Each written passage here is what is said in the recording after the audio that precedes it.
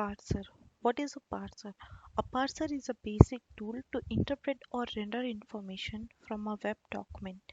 A parser receives input in the form of program instructions, interactive command, and markup text, and output the web document as object, methods, and their attributes. This enables us to extract the information in a meaningful way. Parcel is also used to validate the input information before processing it. Importance of parser. The extracted file can be understood and stored in a desired format only if it is parsed successfully. Failing to parse the data would eventually lead to the failure of the entire process. Various parsers supported by Beautiful Soup are HTML parser, LXML, HTML, LXML, XML, and HTML5 lib.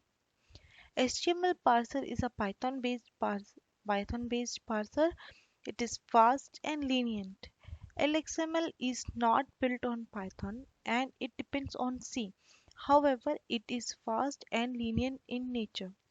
LXML XML is the only XML parser available and it also depends on C. HTML5 is another Python-based parser. However, it is slow and able to create HTML5. Importance of an object. Once a web document is parsed using the appropriate parser, it gets transformed into a various object forming a tree.